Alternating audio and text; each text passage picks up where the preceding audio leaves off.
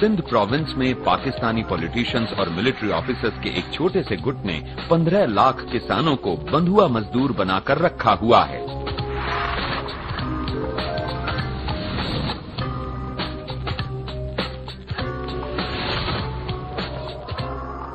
और जब आप बदकिस्मती से यहाँ पैदा हो ही गए हों तो आप उम्मीद करते हैं कि एक दिन ये छोटी सी एम्बुलेंस आपके रास्ते में जरूर आएगी।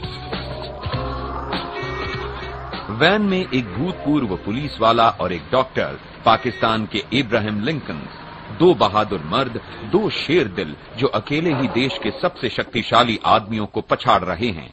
मुझे कोई लंबी चौड़ी सफाई देने के बजाय मेरे नए दोस्तों ने सड़क के किनारे एक शख्स की तरफ इशारा किया। जफर से मुलाकात कीजिए। ये पिछले 12 सालों से यहाँ पर काम कर रहे हैं। 12 साल से? जी। और क्या इन्हें इन 12 साल में कोई तनख्वाह मिली? तो केवल पगार बगार मिले थी ना? नहीं सर, कोई सैलरी नहीं। तो यहाँ आप शोषण देख सकते हैं।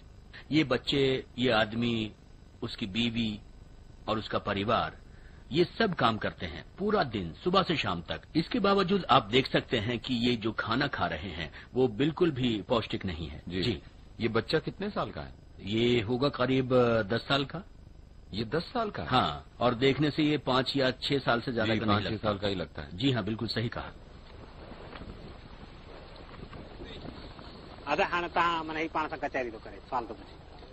देखिए, जैसे गाय भैंसों को तबेले में बांध कर रखा जाता है, हम लोगों का भी वही हाल है।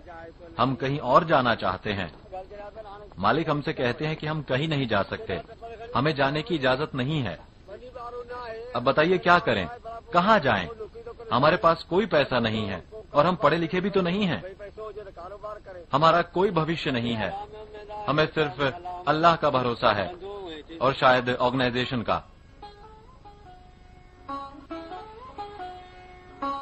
तो इन बंधुआ मर्द और औरतों को उनकी आजादी और इज्जत वापस दिलाने के लिए डॉक्टर हैदर और ऑफिसर शेख इन्हें इनके मालिकों से वापस खरीद लेते हैं और इन्हें जर्मन एनजीओ द्वारा इनके लिए बनाए गए गांवों में ले जाते हैं।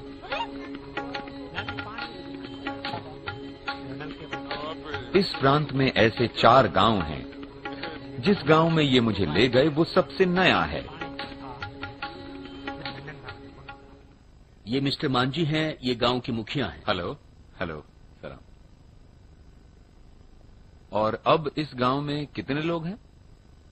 इस समय यहाँ पर 130 परिवार हैं। अगर हम उन परिवारों को भी गिने जो हाल ही में आजाद हुए हैं तो 13 और हो जाते हैं। नानजी जी घर वाले, ये नानजी जी छोकरे जो घर न्याणे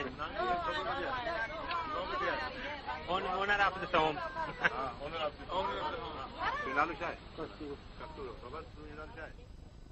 ये तो बहुत ही सुंदर है। ट्रेडिशनल है। अच्छा, इसे पहनने की वजह क्या है? इससे नीचे चूड़ियां पहनने का मतलब है, हाँ, ये वो हैं जिनकी शादी नहीं हुई, वो सिर्फ कोहनी के नीचे ही कोहनी के नीचे पहनते। हाँ, जिन्होंने पूरी चूड़ियां पहनी हैं वो शादीशुदा। मालिकों को तो बस अपना काम कराने से मतलब है, चाहे उसे करते करते कोई बीमार पड़े या फिर किसी की जान ही क्यों न चली जाए। अगर कोई मर भी जाता था तो वो उसे दफनाने से पहले हमसे अपना काम जरूर पूरा करवाते थे। जब वो हमारे जैसे किसी गरीब परिवार की जवान लड़की को देखते हैं तो उसकी इज्जत लूट लेते हैं। जब कोई शादी होती थी तो जमींदार अक्सर दुल्हनों को उठाकर ले जाते थे और उसके साथ मनमानी करते थे। ये अत्याचार था। ये बिल्कुल सही है। अगर वो जमींदार यहाँ आ जाए ना मेरे सामने तो मैं उसका मुंह तोड़ दूंगी। जैसे वो मुझे मारता था, जैसे वो मुझ पर और मेरे बच्चों पर अत्याचार करता था, मैं भी उसके साथ वैसा ही करूंगी। ये तो एक बहुत ही बहादुर औरत लगती हैं। ये एक फाइटर हैं, है ना? अगर कोई जमींदार इन्हें मिल जाए तो ये तो उसे पीट डालेंगी। थैंक यू, शुक्रिया। ये मेरी शागिर्द हैं। आपकी शागिर्द है? हाँ, बिल्कुल ठीक कहा।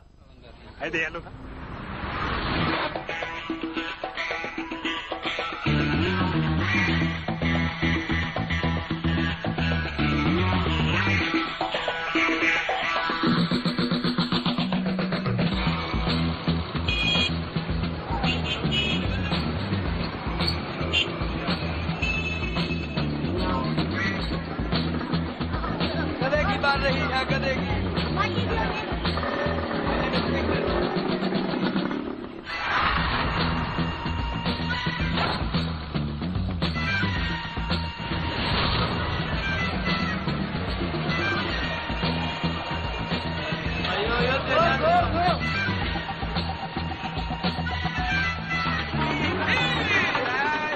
ऐसा लग रहा है जैसे हम किस्से कहानियों की पुरानी दुनिया में आ गए।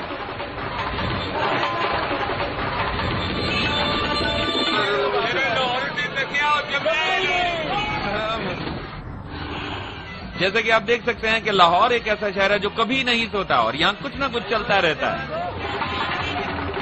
और हम यहाँ लाहौर में आज मुलाकात करेंगे कुछ खास किस्म के लोगों से, यानी किन्नरों से। वो ना मर्द है ना औरत, वो किन्नर है।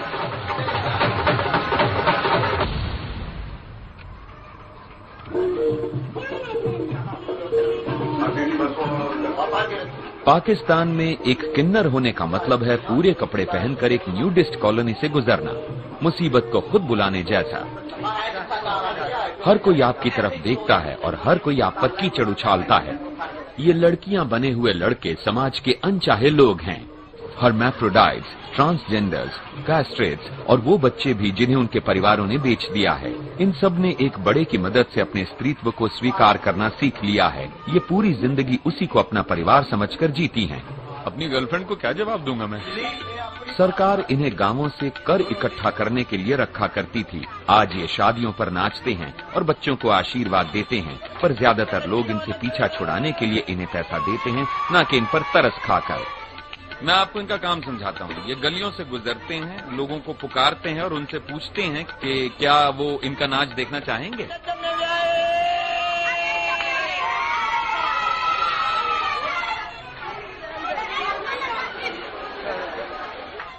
यहाँ औरतें तकरीबन पूरे कपड़े पहनती हैं और आपने तो बहुत सारा मेकअप किया है, बहुत अच्छे से तैयार हुए हैं।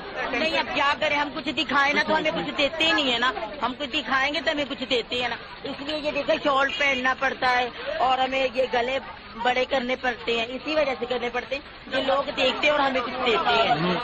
बड़े करा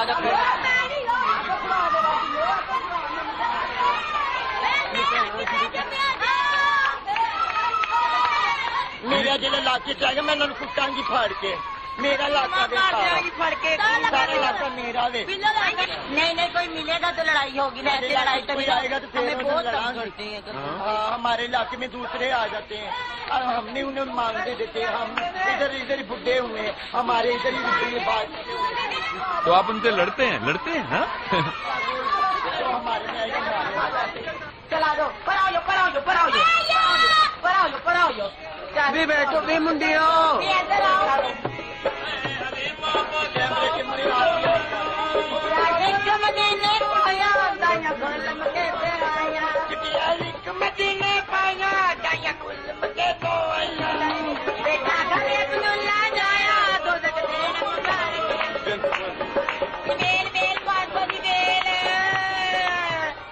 बैठा मोर ला पुत्र देवे होर ते मैं फेर आवा। चलो आओ